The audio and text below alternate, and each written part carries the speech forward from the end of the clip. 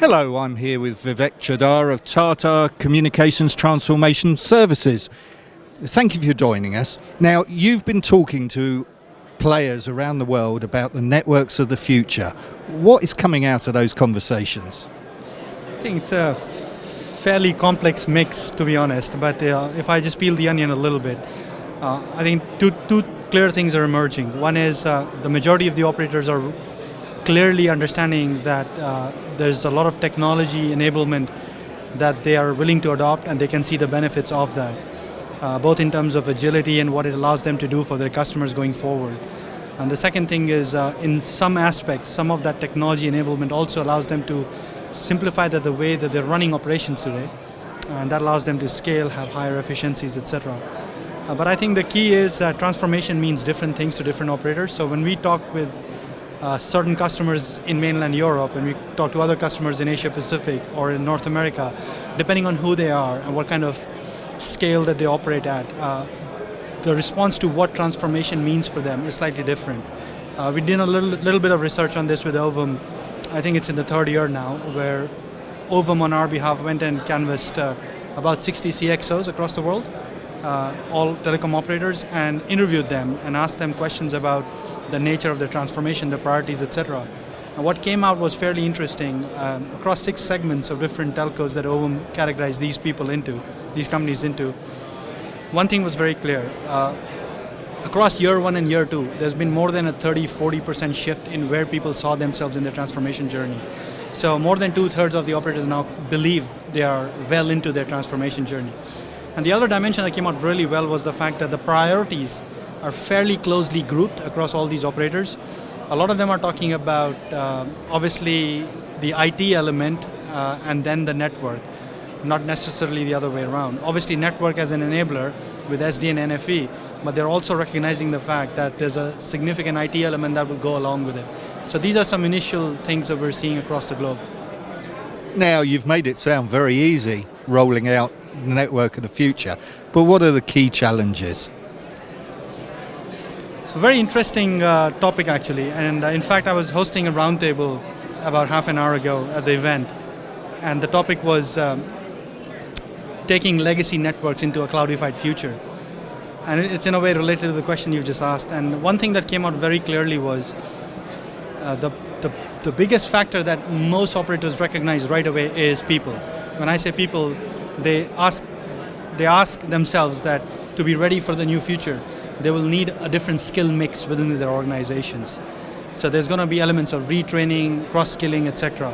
So that's a clear and identified priority for most operators. The second thing that wasn't as obvious, but that came out, was a lot of operators are saying that they might need to change their commercial mindset as well. An example was, there was an operator talking about the fact that they currently run a boutique set of services which serves a small subset of their customers, but are very complex and expensive to deliver. So they're having boardroom conversations about actually undoing these services for the future. In the legacy world, you would have never thought of this. If it brings in money, keep it running. And the third thing we're looking at is the fact that the entire tool set required to run operations and maintenance in the cloudified future, what does that look like? Who's going to own the customer experience? Yes, you can have VNFs, but the VNFs are multi-layered stack of technology. If one of those layers breaks, who do you call for support?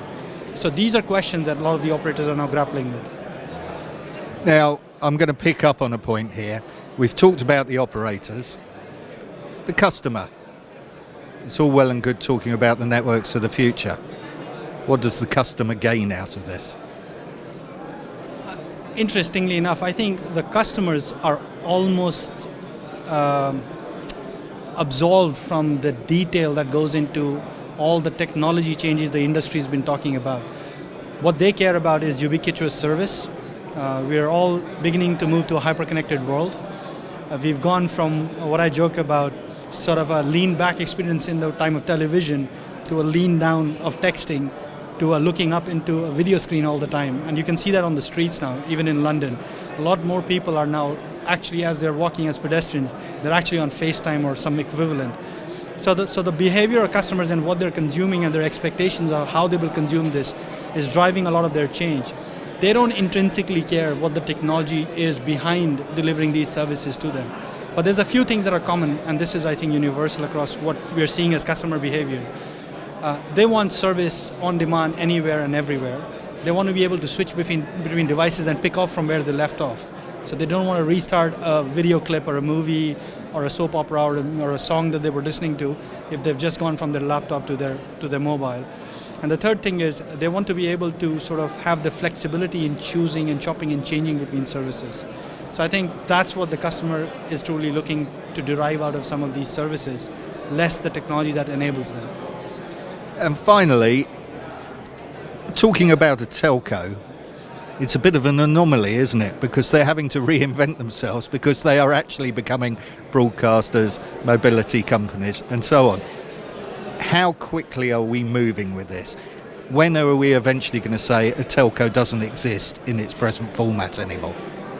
I would say there's never been a more exciting time than now to be a telco, because the use case of what a telco means is now so many different things. You can be a telco in the car, you can be a telco in the kitchen, you can be a telco in the factory, you can be a telco on the holiday or in the workplace. So the telco now is truly pervasive and can be a part of your life in ways that weren't imaginable even 20 years ago. So I think the death of the telco is exaggerated, first of all. Secondly, I think as TCTS, what we've been helping some of the operators is some of these fundamental building blocks of how do we take the telcos very quickly from where they are today to where they think they want to be. And I think the key themes there are simplify, automate, and innovate. And that's what TCTS's portfolio is completely based around. Vivek, thank you very much. Thanks, Richard. Thanks for having me.